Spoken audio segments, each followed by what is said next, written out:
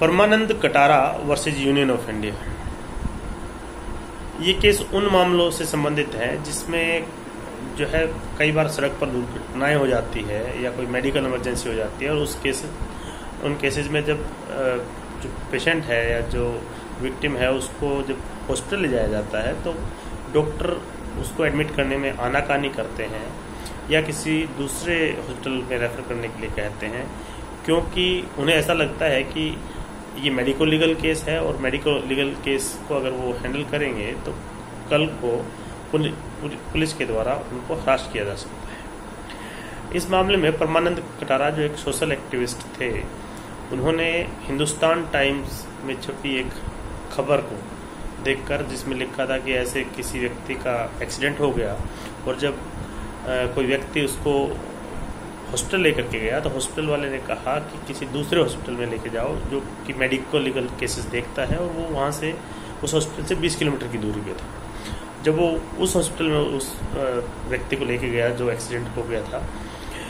तो वो रास्ते में ही उसने दम तोड़ दिया, वो मर गया। तो उसी पर ये रिपोर्ट छपी थी, उसी को बेसिस बनाते हुए परमानंद कटारा ने सुप्रीम कोर्ट में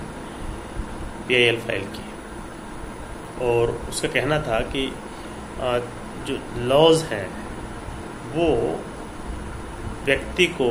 इनकरेज नहीं करते बल्कि डिस्करेज करते हैं ऐसे व्यक्तियों की हेल्प करने के लिए जो उस समय ज़रूरत में होते हैं। ना तो आम व्यक्ति उसको हेल्प करना चाहता है, ना ही डॉक्टर हेल्प करना चाहते हैं, और जबकि डॉक्टर जो है लीगली भी और एथिकली भी they are bound to protect the life of victim, और एक्सीडेंट जिसका हुआ है उसके लिए उनको हर संभव कोशिश करनी चाहिए, क्योंकि लाइफ जो है वो पैरामाउंट है, और एक बार वो किसी की लाइफ चली गई तो आप उसको रिस्टोर नहीं कर सकते। इसमें जो गवर्नमेंट की तरफ से तर्क था या पक्ष था वो ये था कि मेडिको लीगल केसेस में पुलिस को लगता है, और उसी हिसाब से लेजिस्लेचर ने कानून भी वैसे बनाए हुए हैं कि जो एविडेंस है, मेडिको लीगल एविडेंस है, वो इंटैक्ट रहे,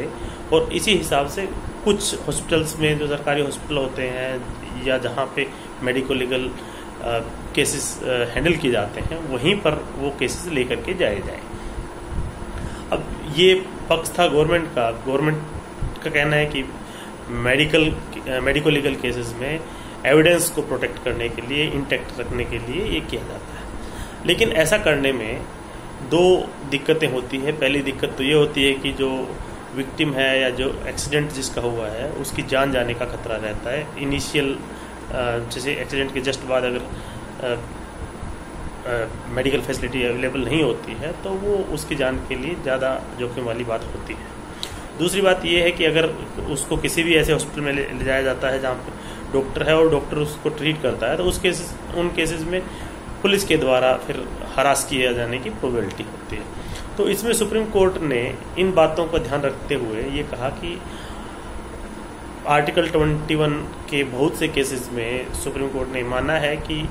राइट टू लाइफ जो है पैरामाउंट